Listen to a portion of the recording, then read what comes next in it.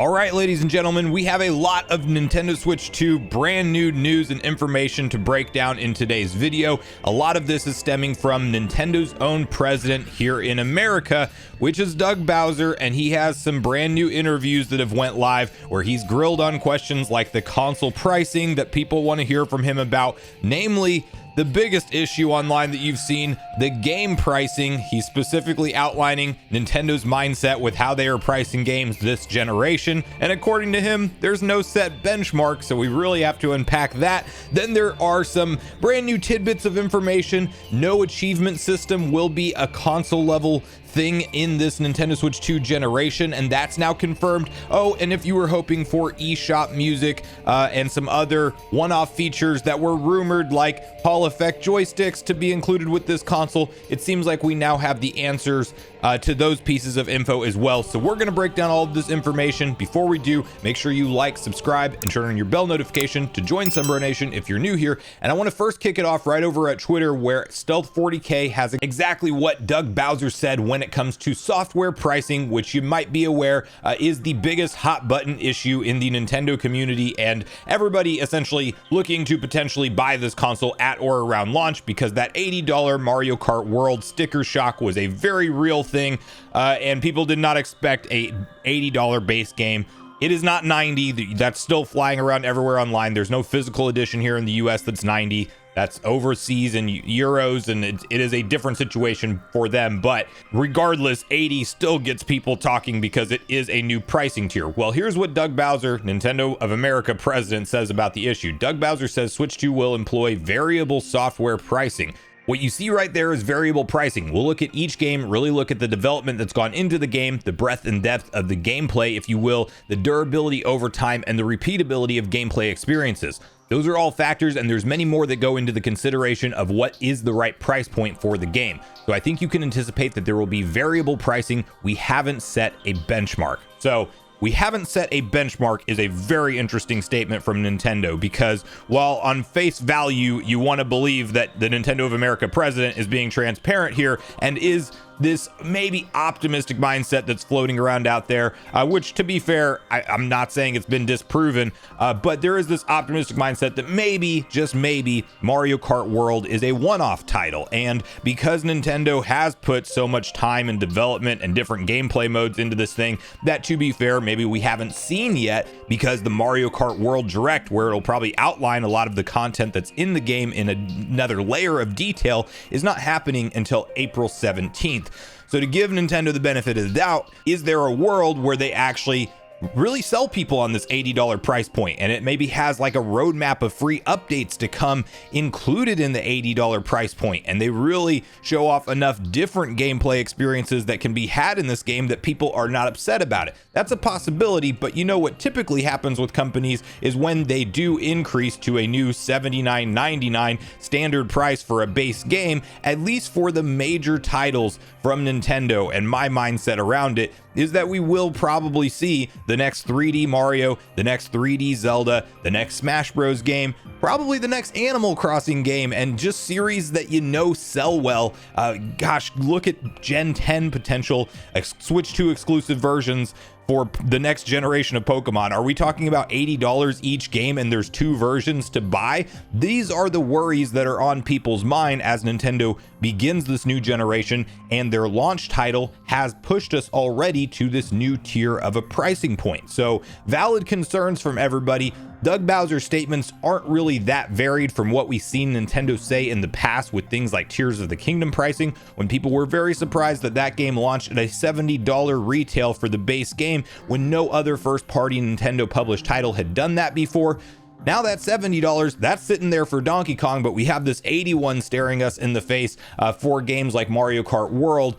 And it's very interesting if you hold Doug Bowser to his words. They haven't set a benchmark according to him, so there is some level of thought process that maybe this is a Mario Kart situation and not necessarily the standard pricing for most first-party published Nintendo titles across the board. And we do see Nintendo price certain games differently, but they are typically very obviously lesser in scope games that get sold for that $50 price point in the Switch's generation. Let's say you have your Mario and Donkey Kong GBA remake that sells for $50 retail instead of $60. You have Princess Peach Showtime, a much more simple side-scrolling action adventure game that sells for $50 instead of $60. But then you still had Donkey Kong Country Returns HD and Luigi's Mansion 2 HD 3DS ports that sold at the full price $60. So it is true that Nintendo does price their games differently based off of what they think, I believe that what they think they can get for them,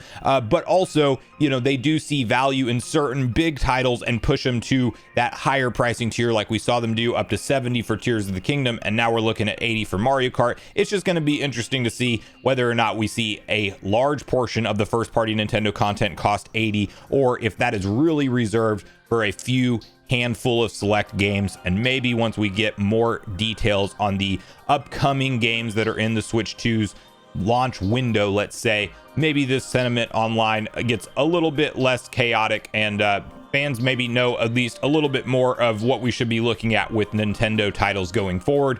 Then we have to transition and talk about Doug Bowser's comments on the console price itself, because this is the other hot button issue.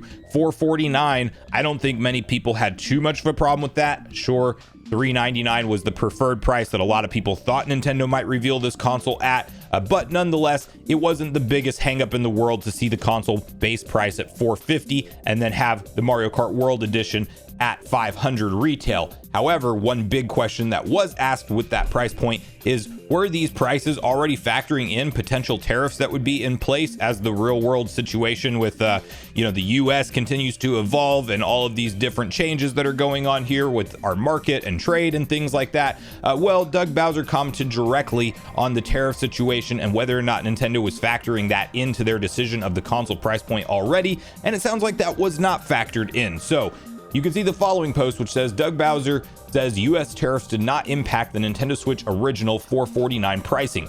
Put the April 2nd announcement aside, any previous tariffs were not factored into the price itself. The news is fresh, and like many companies right now, we are actively assessing what the impact may be. So worth noting here, because of course we are still waiting to get pre-order date confirmation from Nintendo at the time of filming here in the US. You cannot pre-order this console on April 9th like was previously communicated, because Nintendo's own direct comments to retailers where they want to wait and assess market conditions to determine if they're going to go forward with the same price point or not. That's essentially what's happening here, because if there is something like a 46% tariff on Vietnam and it does not get some kind of different agreement in place, that is a loss for Nintendo at that point and would significantly cut into their profit margin for the console. Now, you can argue Nintendo can probably eat that cost and not pass it on to the consumer. That's definitely true, but these are for-profit businesses at the end of the day, and they typically save that as a very last resort if they ever even look at it as a possibility at all. Now, there is some good talks going on from the sounds of things in case you're in the US. Yes, it sounds like there may be some kind of trade agreement done where there is a 0% or just a lesser tariff instead of that 46%, at which point Nintendo will probably be fine, and this may end up being a nothing situation where Nintendo goes ahead with the same $450 and $500 price point for both the console editions they announced, and we just find out we can pre-order them within a week or two after that original date. That is still a very real possibility, but interesting to note that Doug Bowser is specifically saying that these tariffs and the unfolding situation that happened around the same time as the console announcement was not factored into Nintendo's game plan. And I think that's pretty obvious whenever they communicated a pre-order date and they decided to push that back and hit the pause button on it. That was obviously not part of something Nintendo wanted to do with this console launch. So interesting clarifications there. Now we have to hop over to more of the feature set of what Nintendo Switch 2 is going to support. And the first headline you can see, and this might let some people down, including myself on the achievement front, but you have Nintendo Switch 2 doesn't have achievements.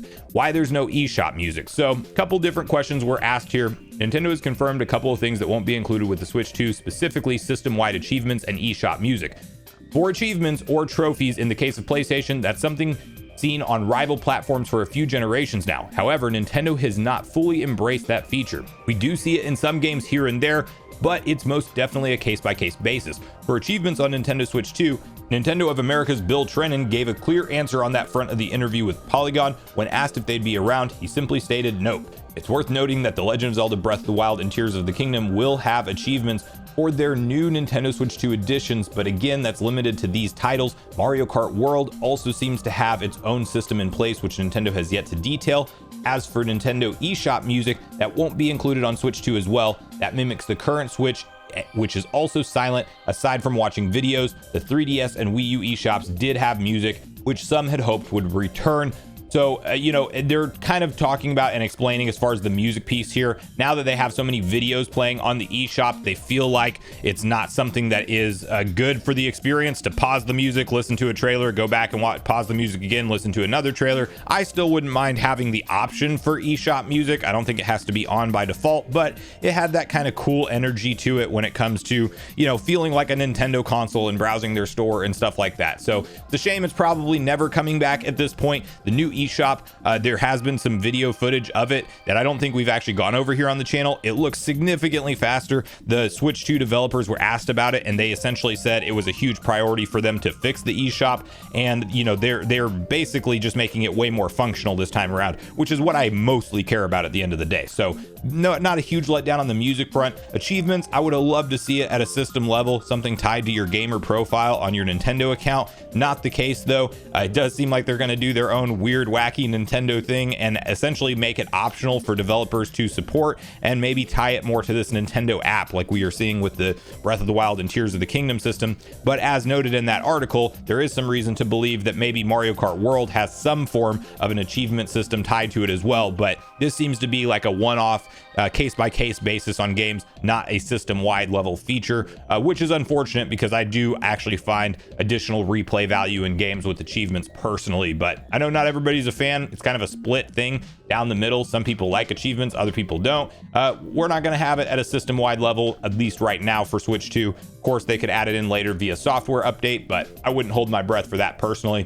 The last thing we have to briefly touch on in terms of brand new news and information is the confirmation that the Switch 2 Joy-Cons won't feature Hall effect sticks. The rumored Nintendo Switch 2 feature won't be included. Now, this is very interesting because while we can go into more details in this article and everything, the long and short of it is that there's just been some direct questions to Nintendo about Hall effect sticks, and that they're not using it. Now, unless if this is comments from somebody who doesn't know exactly what Hall effect sticks are, it's probably not in the console. But what's interesting, and the reason why a lot of us thought it would for sure be in the console, is because that leaker, Next Handheld, who did successfully reveal the console via pictures ahead of time before Nintendo gave us that first look trailer, did actually state that during a teardown he was asking directly what kind of sticks were in the Joy-Con, and they were Hall effect, and that was supposed to fix the stick drift. So Nintendo's still saying they built these things from the ground up and fixed the issue that caused like stick drift and everything in the current Joy-Cons, but Hall effect sticks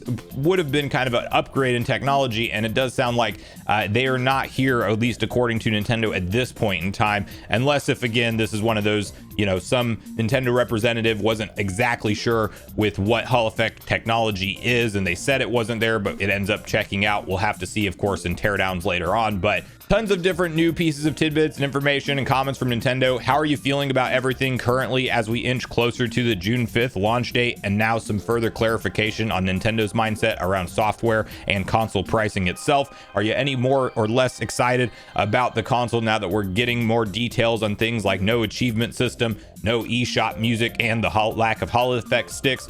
Were those deal breakers for you? Are they not that big of a deal? And when do you think we might get the update on the US pre-orders? Because I will definitely have my ear to the ground for that. As soon as we hear something, I'll make a breaking news video for you guys. But make sure you share all your thoughts and feelings in the comments down below before you leave, regardless if we agree or disagree. Also, make sure you like, subscribe, turn on your notification bell. And with that, I've been Sunbro, you've been Nation. Thanks so much for watching, and I'll see you guys in the next video.